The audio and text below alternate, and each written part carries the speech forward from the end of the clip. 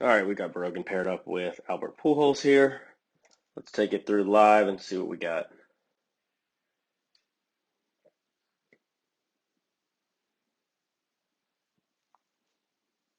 Okay, let's go back to the beginning here for Albert. So I picked Albert for a couple of reasons. Obviously, one of the greatest right-handed hitters of all time, and then um, he starts with an approach that I think could be beneficial to Brogan here, and I'll explain that as we go through. Um, Obviously, Brogan is starting with a closed stance here, just at first glance, and I think that was started because the tendency is to step in the bucket, put that stride foot instead of directly back to the pitcher. It goes over more towards third base as a right-handed hitter. Let's go. Where am I going here? Sorry, wrong way. Here we go. And we can see that happens pretty drastically here. So we start off with an approach that tries to compensate for something, and I think we can do something a little bit differently with that. And we'll go ahead and take where his launch angle is. Stride foot, barrel's definitely a little flat. And while we're on Albert here, let's see where his stride foot starts. And he's kind of a pick it up and put it down guy, maybe just stepping just over, a little bucket lid if we had it there, but not a big stride at all, certainly compared to a lot of major leaguers. So I think, as we go through this and as we talk about drills and things, I think this is an approach. Obviously, Brogan's a big, strong kid that we can talk about minimizing the movement of the lower body. And I think it can start with our stance. Let's go ahead and get these feet a little wider so that we can almost do a pick it up and put it down with the stride foot type of thing, so we can help minimize some of those lower half issues that I think lead to the stride length, stride direction going off, and then our head kind of pulling up and off the ball.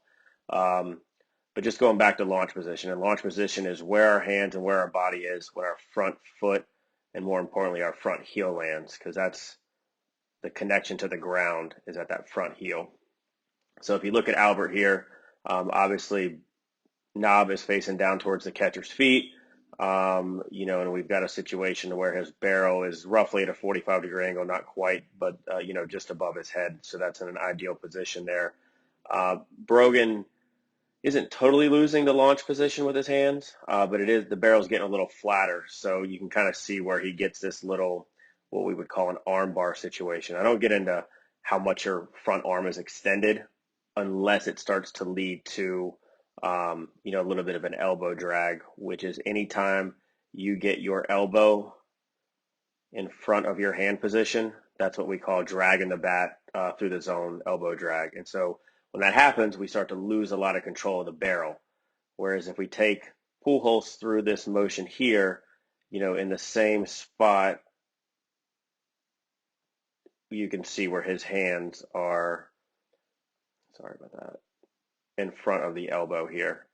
And he even has more of a kind of A to C approach, if you will, old school, hands straight down to the ball. Not that we necessarily need to go that route, but that's worked for him. I think there's a couple drills we can do to help with this elbow drag, but I think it all starts with the stride direction, and you can kind of see that front side. We want to work the front side, meaning the front shoulder should be more of an up at the ball, and then eventually it pulls out, and you can kind of see that with Pujols here. And so that's kind of that's a direct result of drive and everything with the backside, back shoulder, and taking that top hand palm straight up down the line. And that's something that Pujols is doing here. And as you take it through, it's top hands palm up, palm up, palm up, and then all the way through the zone here. That's an inside pitch, it looks like, but still extension through the zone. Whereas if you take Brogan here, he's kind of just a quick roll over there. And I think that was even an outer half pitch. Tough to tell from this angle, but I think it was. And then kind of just finishes like falling backwards. I don't get too involved with telling a kid you got to get your back up on your back toes, but it should be a natural result of driving that backside up and through the ball, which is exactly what you see here. He's not thinking about doing that. He's thinking about pinching that back knee down to the plate and then driving that hip forward towards the ball. And then this um, back toe he automatically gets up on his back toes there. Sorry, I didn't mean to zoom in on that. But anyways, I think there's a couple things here that we can really key in on and focus. And I think it starts with widening up the stance to eliminate some of the issues there, and then really focusing on just driving through the ball with our back half and not trying to get that front side to dominate everything. He's a front side dominant player, and it starts with that stepping in the bucket and then just really pulling that front shoulder out instead of up, dominated by the backside. So let's work on those things.